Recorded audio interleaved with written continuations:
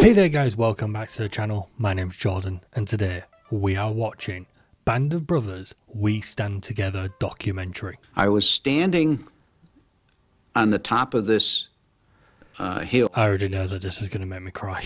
Random shell came in. It couldn't have gone off more than 5 or 10 feet away from me because only thing I could see were the broken ends of my legs. Jesus.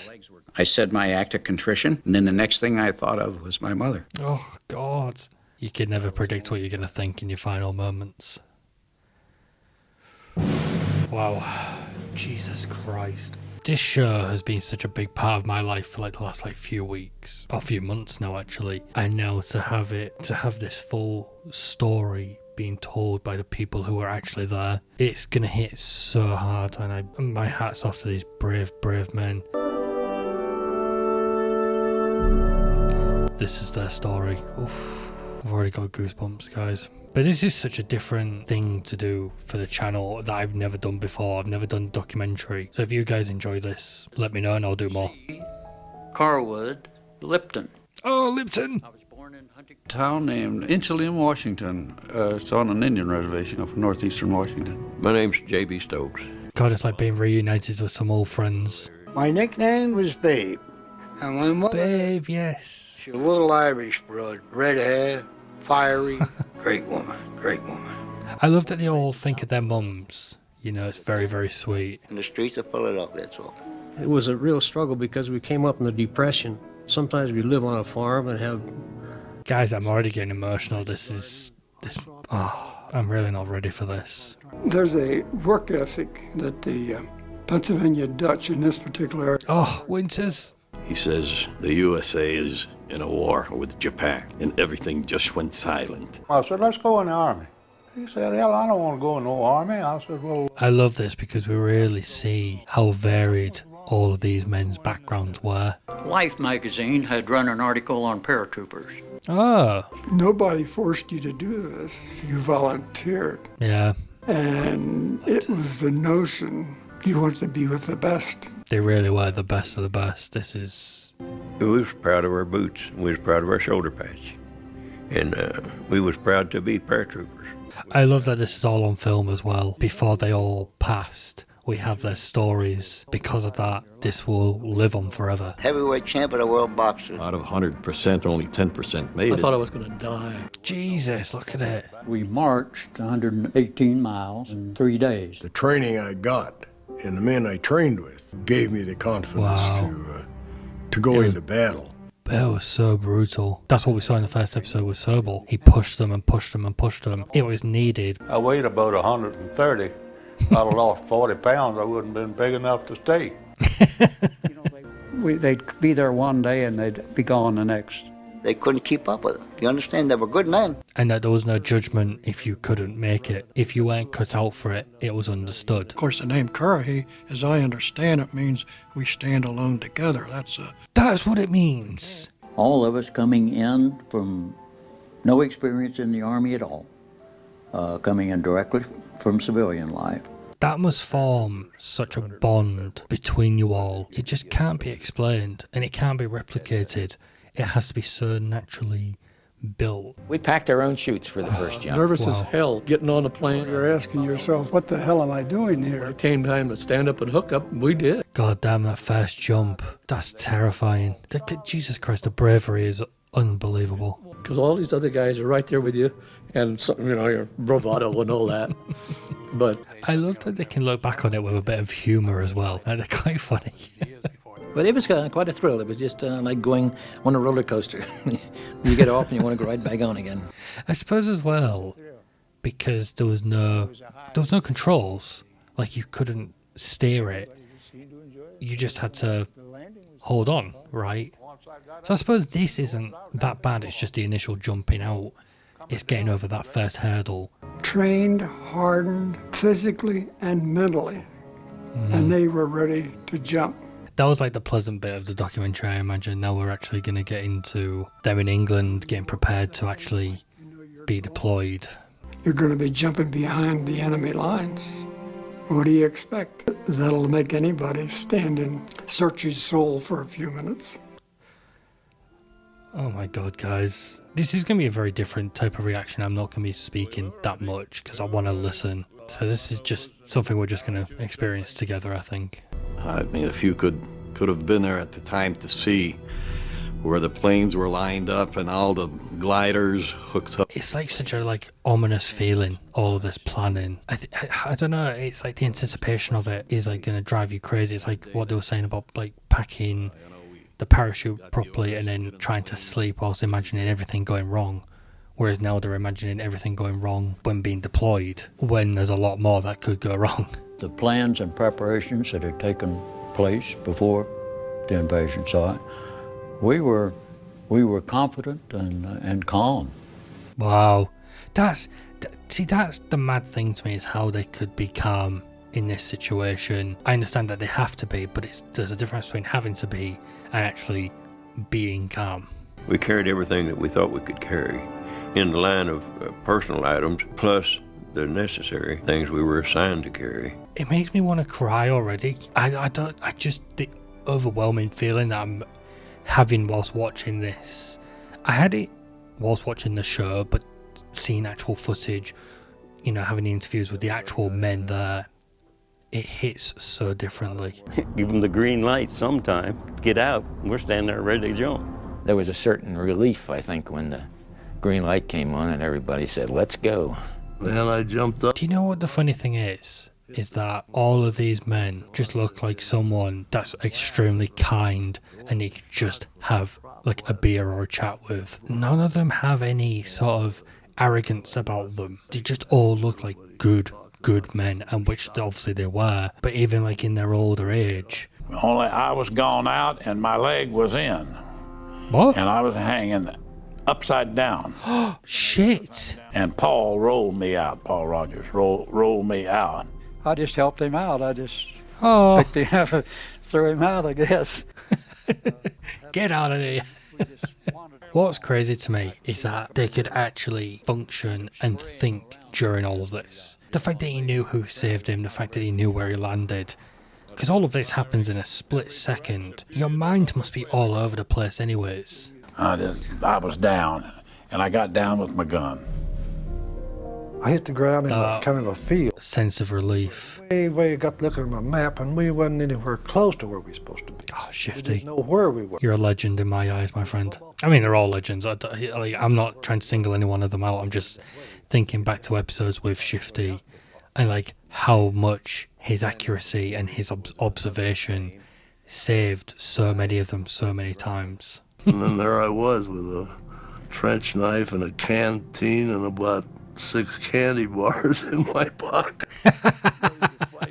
He had everything he needed. He was ready. Whereas on the beach, those people coming in on those boats, those Germans had those big guns aimed right at them, and just waiting on them. Is that the event that's in Saving Private Ryan? Because I've not seen that. I've just heard about it. Is that moment? Obviously, I don't want to spoil it for me because I do want to watch it at some point. So if you guys want to see me react to that, I'll happily do it. Please let me know in the comments. Years later on, I look at it, you think, oh, this was laid out exactly right, tactically. Look at that. That is insane. Were these the guns that they took out in the second episode when Winters led an attack on those guns, right? 250 Germans. Easy Company received orders to take the guns with a squad of 12 men. 12. Lieutenant Winters had us set up a firing position. It was this moment. Winters was an exceptional leader. Yes, God, he was unbelievable. And as you throw your grenades, I'll charge up with the rest of the guys. Jesus Christ, the fact that they took down these 3 guns, the amount of people they saved just from doing that. Then I jumped up with a couple other guys and we charged so that we all jumped into the first position together. See, that's a real leader to me, someone who is also in the fight with their men. They're not just barking orders at them, telling them to go ahead whilst they hang back. Winters is the example of a perfect leader. He's leading them. He hollers, "I'm sorry, Lieutenant. I'm sorry. I goofed." I felt like I'd kind of let them down, but,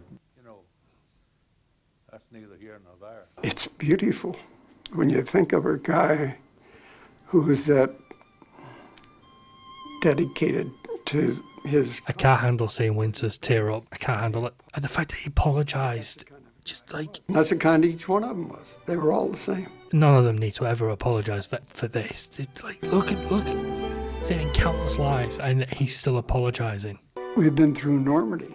We've been through battle. And maybe if I had been harder, if I had done a little bit better job, there would have been a couple more men going home. No, Winters, don't do that to yourself. Please don't do that. I cannot put into words how fucking amazing you are.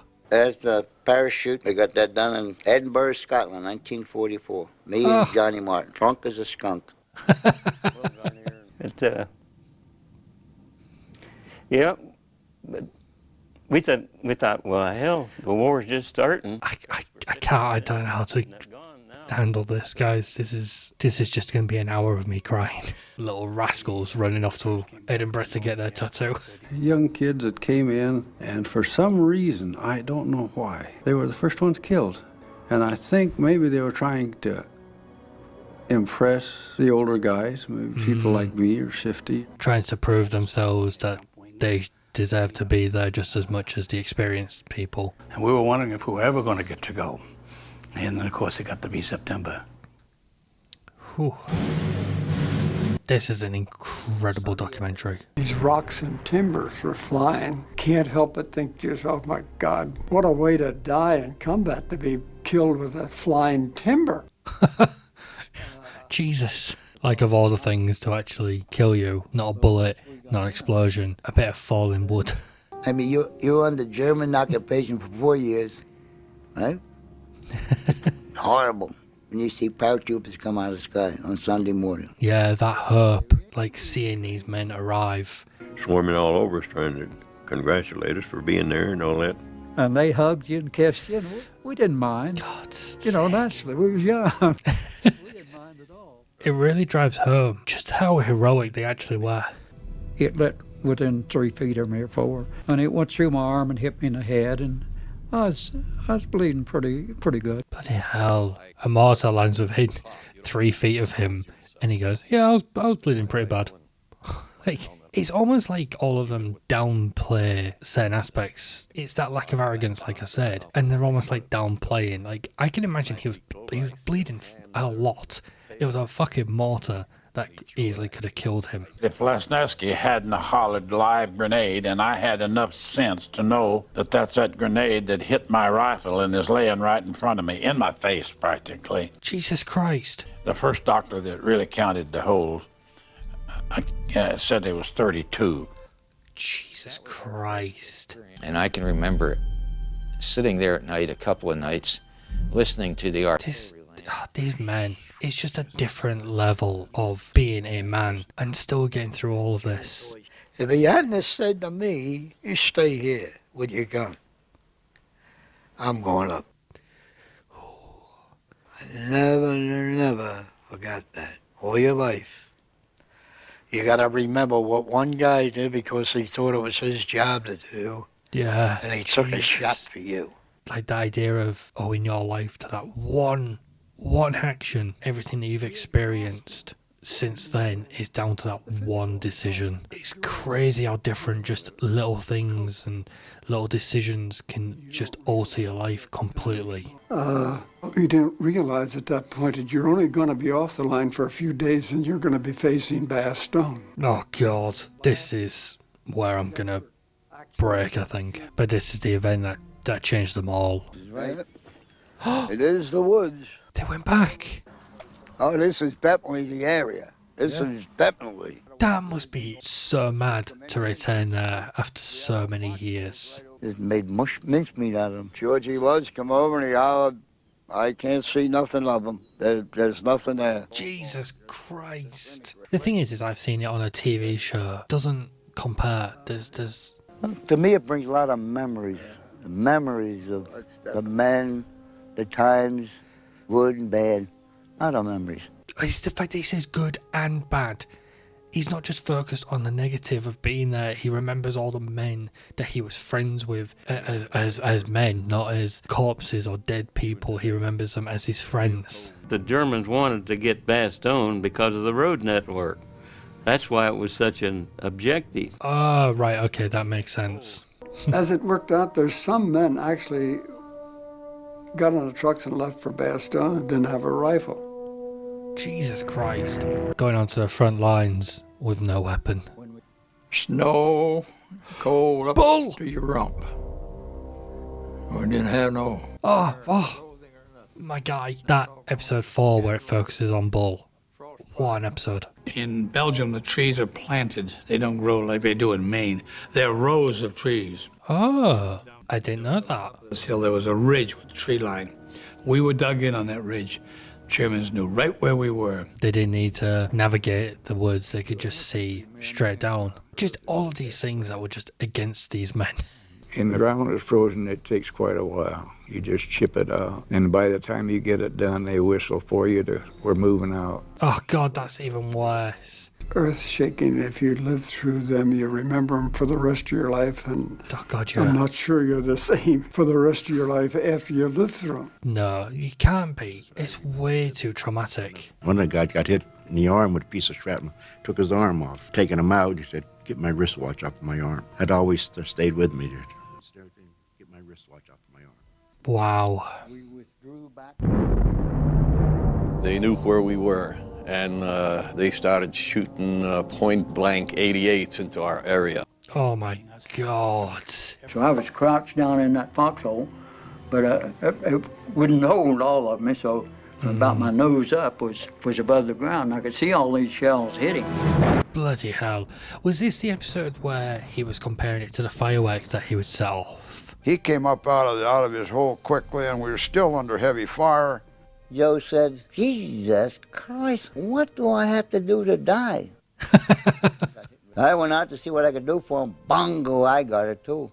Oh, you brave, brave man.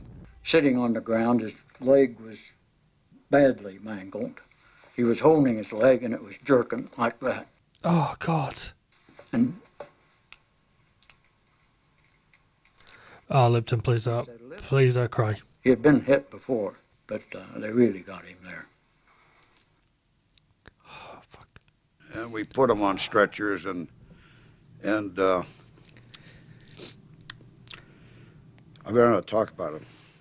Oh. Better not talk about it. That's the first time in this that I've heard one of them say that they can't talk about a certain event. It just shows how much it fucked them up, like mentally. Like they're saying that you never forget this. I feel so sorry for these men. I really do. Like the things that they went through. Never before has a full division been cited by the War Department. Wow, I didn't realize it was the first time. Of the 101st Airborne Division and of Bastogne. Good luck and God be with each of you. Legends, every one of them. Legends, heroes, angels, whatever you want to call them. Oh yeah, and then we move into Germany. Berchtesgaden, that's the end of the line. It's the retreat that Hitler had for himself. We're up to here now, Jesus. Ugh. With his staff, because they all followed him. I just feel so disgusted anytime I see them now. I always did, but just now it just hits so much harder. All of these good men who had to die and sacrifice years of their lives, if not the rest of their lives, just because of this fucking asshole. Burned by SS troops in the war's last days, the chalet from which he hoped to rule the world now lies in ruin. Oh no, it got burnt down. What a shame. Loot of all kinds that the men were looking for, such as money that they were looting. I was a pack rat anyway. I picked up a lot of German items.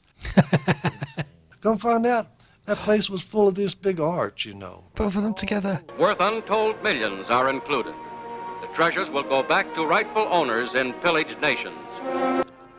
They didn't keep them for themselves, they actually returned them. Had 7 truckloads of champagne and cognac out of the wine cellars out of the Eagle's Nest. Yeah. I remember this. Pretty well oiled for a while. Oh, that champagne was good. Ooh, it was good. Oh my God, look at him. Is that Nixon? That looks identical to the actor. To sleep. I didn't wake up the next day. I made a 2-day thing out of it. Oh my God, all of them ended up on a wild bender. It would hurt you. It tastes like ginger. Is that actually the actor? Because that looks exactly like Webb. Remember that when I was in service, that the whole company fell out in their underwear. We didn't even have to dress, you know. They're enjoying themselves. They're at peace with the world. They have a big, happy... For the first time in a long time. I had no problem with looting because of the fact that I had come down through Germany and I had seen the Holocaust. Oh shit, we're going back to this. I agree with Winters there. If you've seen this, you're absolutely fine with them. Like, spoils of war sort of thing. Fucking go for it. So that by taking over their homes for a few nights to bed down my men, and if they picked up a few trinkets, I had no problem. Fair. You know what? Absolutely fair enough. Nobody has ever taken the time to tell you how to handle a surrender. Jeez. We'll talk about that when we get there. Well, here we are. We got it. Now, how do you handle it? Yeah, now what do I do? How do I do this? I think we thought that the Germans were probably the evilest people in the world. It was the SS and the special troops. They were the evil ones. The average soldier was a soldier. Prisoners handed me this little book I could have, and I looked at it, and it was a little Catholic prayer book for the Mass. And all of a sudden, I'm faced with the thing, hey, I haven't got Nazis here, I got some Catholics. I bet it adds like a lot of humanity to the enemy when this happened. You never know, you know. Of course, they were doing what they were supposed to do, and I was trying to do what I was supposed to do. Under different circumstances, we might have been good friends.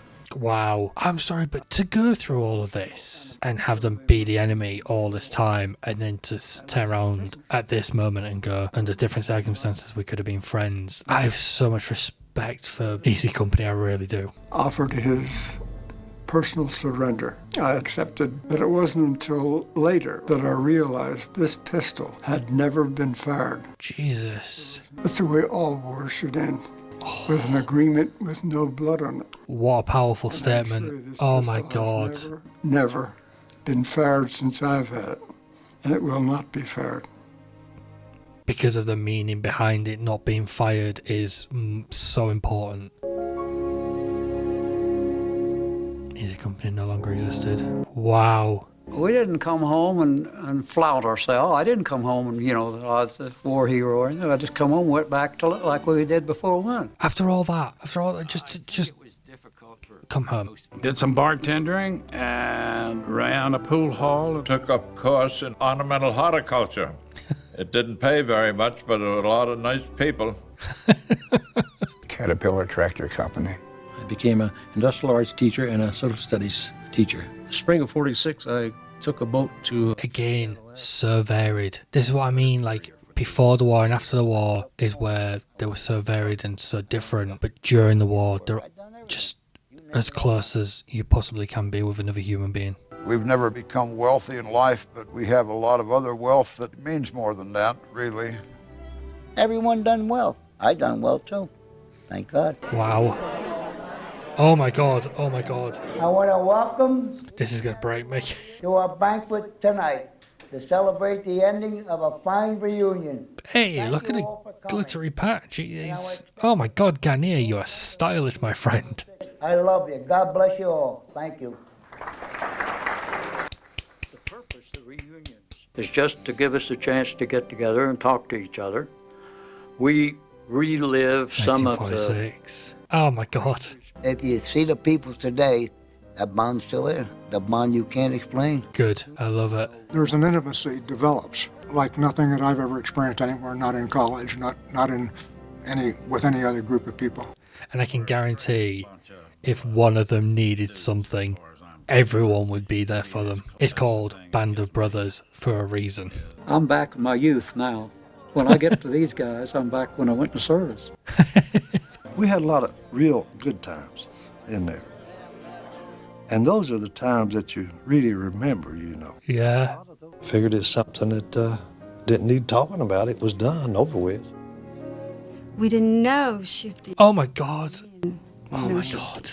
you know. So, but he started talking about it just in the last 5 or 6 years. Last 5, I'd say. It was like that was another life. He doesn't want to worry his family about it. He doesn't want to, in his head it'll be, he doesn't want to burden them, I'm guessing. But when he gets back with the men that he served with, he can fully just let himself, open up.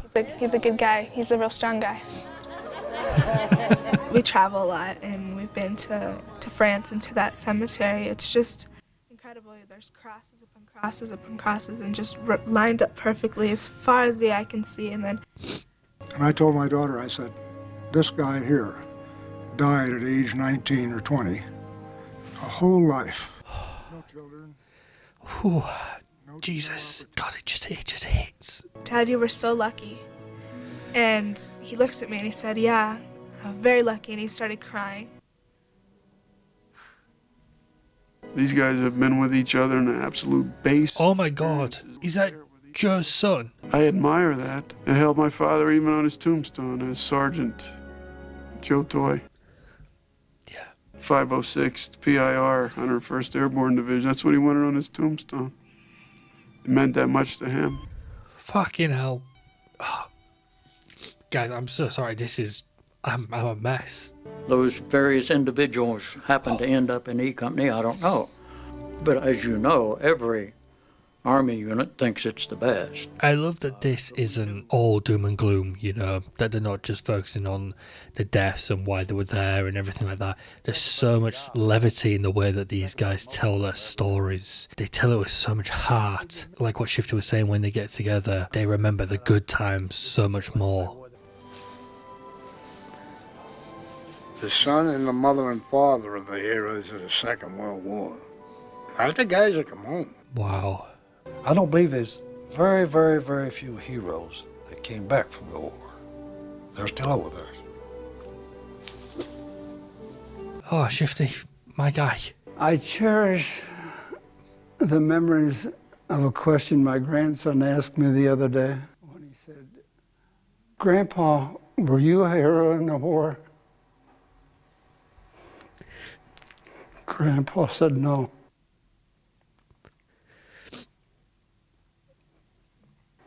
But I served in a company of heroes.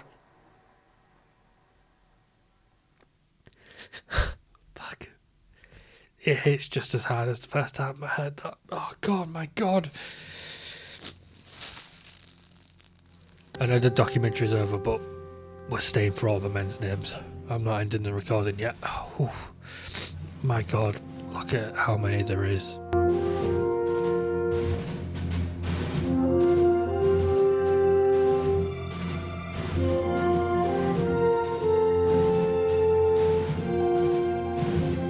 I loved that footage of the reunion. I really did. That hit for me. Just the way that they all returned to being those young men again. Bridget of Flynn, Bridget of Flynn, where have you been? Oh. Sure it's a fine time for you to go. You went to see the big parade, me I. What a performer. I love this. What a character. I love it. I'm telling you, Bridget, just what to do. Stay away from... He's got a good voice. You know. Beautiful. I loved it. Thank you to everyone who suggested that to me. I mean, where do I even start with this? This was an unbelievable conclusion to the Band of Brothers journey that I've been on. Because I went into this knowing nothing, apart from a few little bits here and there. So to then start it with that knowledge and that lack of knowledge to now, it really feels like I've been on this journey with these men, and I have such an appreciation and respect for them. And I know that they said that they're not heroes, the real heroes are still, over there buried. And I get that, but to me they are. They all were, whether they're alive or dead. The way that they fought, the way that they continued, the way that they powered through, and the way that they look back on these events and these men, there's nothing quite like it. And I'm going to tell a bit more of a personal story here. My granddad passed away almost 2 years ago now. Seeing how some of these men acted, like that warmth that just like emanated from them, like naturally, it really reminds me of my granddad in certain ways. The way that they would talk and the way that they would act and still make jokes, and they had like their little, you know, like cheeky smile, you know, like Babe at the end there singing. My granddad would sing all the time, and one of the things that he would sing was Amazing Grace, and that's what that reminded me of, and that's why I was smiling so much just listening to him singing. And that just, it made this whole journey more than just a TV show. It was so personal to me now all of a sudden. And I think that this show and the documentary do such a phenomenal job at putting you in those situations with these men. It hits so hard. I loved every second of this. I will never forget it. It really has been such a great journey for me personally, but just on the channel to be able to share this with you guys as well. I do want to thank you all for watching. It really has been so heartwarming, all the support that's been on this series. I mean, as of recording this, episode 10 hasn't gone live on the channel yet. Episode 9, like the amount of support that I've had, because I was just in bits throughout that episode. And even before that, like people adding extra context, telling me extra stories and stories of their own family as well. You've made this journey so much more than if I just watched this show. It's more of an experience now for me. So honestly, thank you guys so much. I mean, if you did enjoy this, please consider subscribing, liking the video, just comment below anything, any extra context, extra stories, anything that you think would just add to my experience with this story is just so much appreciated. Yeah, it's been phenomenal. I can't praise it any more than I already have, really. So with all that being said, I want to thank you so much for watching. Check on your gran. See you later. Bye bye.